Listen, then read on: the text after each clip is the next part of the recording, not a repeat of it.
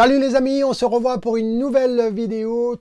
Ici, équation du premier degré. J'avais fait une première vidéo sur la résolution d'une équation du premier degré. Si vous ne l'avez pas encore vue, je vous invite à aller la regarder.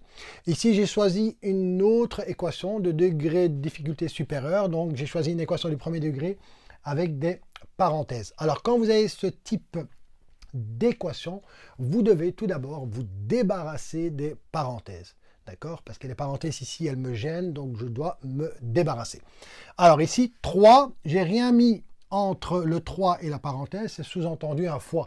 J'aurais pu mettre un moins, d'accord? Un petit point, pardon.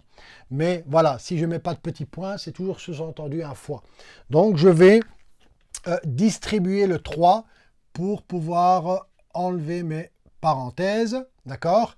Ici, je pourrais les enlever tout de suite parce que j'ai un plus, je n'ai pas un nombre qui multiplie, c'est sous-entendu un 1. OK? Et ici, pareil, le 2, je vais le distribuer. D'accord? Alors, commençons par ça. On va distribuer. 3 fois x, ça me fait 3x. 3 fois moins 2, attention, c'est un moins 2, ça me fait moins 6. Il ne faut pas vous tromper avec les signes. Alors ici, j'ai un plus et j'ai des parenthèses. Ici, je peux les enlever tout de suite. Si j'avais eu un moins, là, à ce moment-là, il faut changer les signes qu'il y a dans la parenthèse. Mais comme il y a un plus, il n'y a rien à faire. Je peux enlever les parenthèses tout de suite.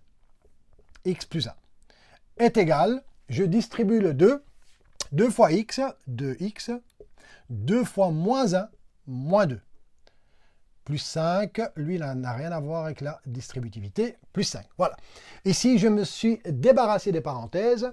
Alors, comme pour la vidéo précédente, on va mettre tout ce qui est variable x à gauche et tout ce qui est terme indépendant qui ne dépendent pas de la variable x, je vais les mettre à droite. Donc, il faut faire ce tri-là. Très bien. Que dit la règle? 2x ici, c'est un terme positif. Il passe de l'autre côté, il devient négatif. D'accord? Ici, j'ai le moins 6 et le 1 qui ne dépendent pas de la variable x. Ils vont passer à droite. Le 6 est un terme ici qui est négatif. Il va passer de l'autre côté, il va devenir positif. Et le 1 ici est positif. Il va passer de l'autre côté. Il va devenir négatif. Je peux souligner les termes indépendants. Voilà. Ça, c'est une façon de travailler. OK. Ils vont passer à droite. Et ils vont changer de signe. Et j'ai le 2x que je peux mettre ici en vert ou en bleu. Voilà. Qui va passer à gauche et qui va devenir négatif. Très bien. 3x moins 2x est égal. Ah oui, le plus x, il ne faut pas oublier ici le plus x. Égale, moins 2 plus 5, eux n'ont pas bougé, ils restent à leur place. Je recopie moins 2 plus 5. Et ce que j'ai souligné en rouge ici, moins 6 va passer de l'autre côté, devient plus 6. Et le plus 1, il passe à droite, il est positif, il devient négatif. Cette règle-là, on l'avait déjà dit, quand un terme change de membre, il change de signe. Retenez cette règle-là. D'accord? Nous allons calculer à gauche et à droite. 3x moins 2x, ça me fait x.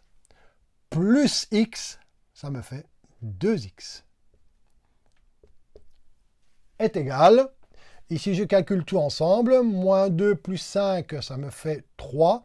Plus 6, ça me fait 9. Moins 1, ça me fait 8. 2x égale 8. Alors, moi, ce qu'il me faut, c'est la valeur de x. Ici, pour l'instant, j'ai 2x. Alors, il me faut x. Comment passer de 2x à x? Alors, j'avais déjà énoncé cette règle-là. Le 2, entre le 2 et le x, c'est un fois. D'accord? Le 2 est un multiple. Lorsqu'il change de membre, il va devenir un diviseur. Donc, la multiplication devient une division, et vice-versa. Une division devient une multiplication, si on change de membre.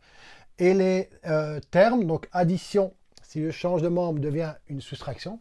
Et vice-versa, une soustraction, si je change de membre, devient une addition. D'accord? Ici, donc, multiplication, passe de l'autre côté, va devenir une division.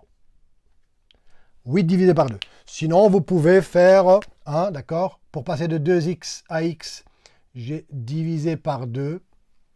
Et pour garder l'équilibre des deux membres, hein, et garder l'équilibre de ma balance, hein, je divise par 2 aussi à droite. D'accord? Donc ça me fait x égale 8 demi. Et x égale 8 demi, ça me fait 4. X égale 4. Donc la solution de l'équation, ça me fait 4. Je peux toujours vérifier si cette solution est juste ou pas en remplaçant dans l'équation de départ. Donc je remplace x par 4 partout. Et le membre de gauche doit être égal au membre de droite. À ce moment-là, la solution sera vérifiée. Voilà pour cette équation. Je vous donne rendez-vous prochainement pour une équation de degré supérieur. À ce moment-là, je vais faire intervenir des fractions. Donc, ce sera une équation fractionnaire, toujours du premier degré. N'hésitez pas, si vous avez des questions, des commentaires, n'hésitez pas à me les laisser. Et je vous dis à très bientôt. Au revoir.